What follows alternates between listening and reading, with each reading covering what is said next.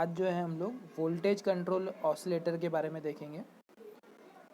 Oscillator electronics में एक ऐसा सर्किट होता है जो डिफरेंट वेवफॉर्म जनरेट करता है, जैसे कि sine wave, square wave, triangular wave, sawtooth wave.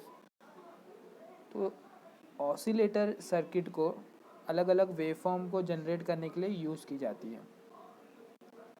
अब अगर ये सर्किट कोई वोल्टेज से अगर कंट्रोल हो तो उसको वोल्टेज कंट्रोल ऑसिलेटर बोलेंगे। मतलब अगर ऑसिलेशन का जो फ्रीक्वेंसी है वो एक्सटर्नल वोल्टेज से कंट्रोल हो तो उसको वोल्टेज कंट्रोल ऑसिलेटर बोला जाएगा। ठीक है। अब वोल्टेज कंट्रोल ऑसिलेटर की सर्किट जब हम लोग IC555 से बनाते हैं तो IC555 में सबसे इम्पॉर्टेंट जो पॉइंट है यूज़ वोल्टेज कंट्रोल ऑसिलेटर के लिए वो ये सर्किट है। यहाँ पे पिन नंबर 5 जो कंट्रोल पिन होती है उसको एक्सटर्नल वोल्टेज सप्लाई दिया जाता है रजिस्टर के थ्रू। अब ये रजिस्टर जो होता है ये वेरिएबल रजिस्टर यूज़ होता है आमतौर पे। वेरिएबल रजिस्टर यूज़ करके वेरिएबल वोल्टेज जो है वो मिल सकता है। ये कंट्रोल वोल्टेज जो है वो डायरेक्टली कंट्रोल करता है थ्रेशोल्ड वोल्टेज को। तो थ्रेशोल्ड वोल्टेज जो इंटरनल सप्लाई जहाँ पे अपर कंपैरेटर में यूज़ होता है, अपर कंपैरेटर का जो पॉजिटिव वोल्टेज होता है, positive voltage internal block diagram जो IC555 के अंदर होता है, तो जो अपर कंपैरेटर होता है उसमें पॉजिटिव टर्मिनल नेगेटिव टर्मिनल होता है। अब ये जो है थ्रेशोल्ड पिन को जाता है। तो यहाँ पे जो है यहाँ पे कंट्रोल पिन भी होती है। तो कंट्रोल पिन कंट्रोल पिन की वोल्टेज जो है वो डायरेक्ट अपर कंपैरेटर को मिलता है।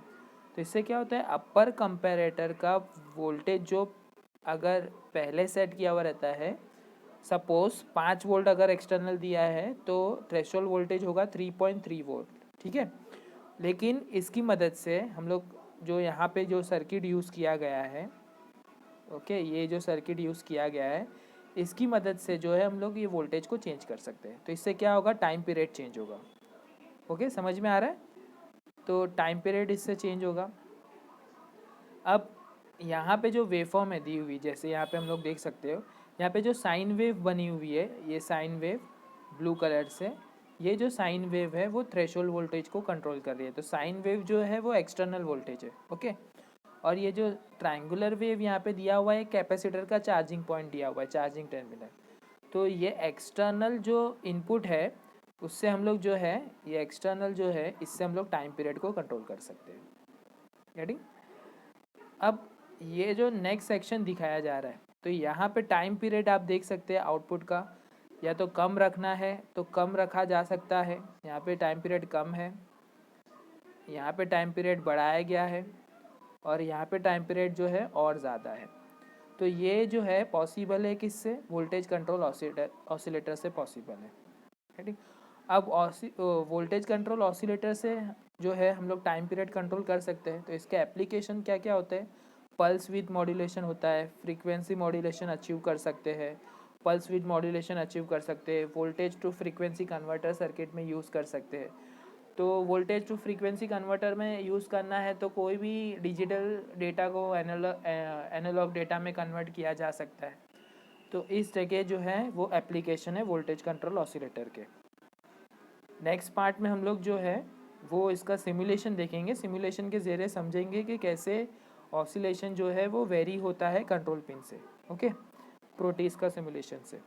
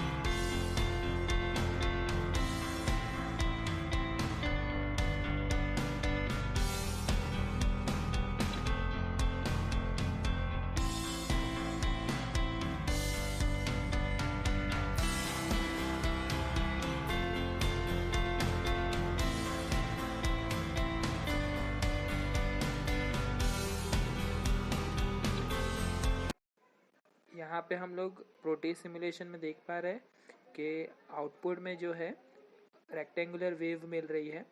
अब ये रेक्टेंगुलर वेव की जो टाइम पीरियड है वो हम लोग जो है पोटेंशियोमीटर से कम ज़्यादा कर सकते हैं। जब रेजिस्टेंस बढ़ाया जा रहा है तो टाइम पीरियड जो है वो कम हो रही है, और जब रेजिस्टेंस कम किया जा रहा है तो टाइम पीरियड जो है वो ज़्यादा हो रही है। अब ये टाइम पीरियड जो है वो कम ज़्यादा इसलिए हो रही है क्योंकि पोटेंशियोमीटर के थ्रू जो है वो वोल्टेज सप्लाई हो रहा है पिन नंबर 5 को। तो पिन नंबर 5 से हम लोग जो है विथ जो है वो कंट्रोल कर सकते हैं। इसका मतलब हम लोग फ्रीक्वेंसी जो है वो कंट्रोल कर सकते हैं टी ऑन टाइम से।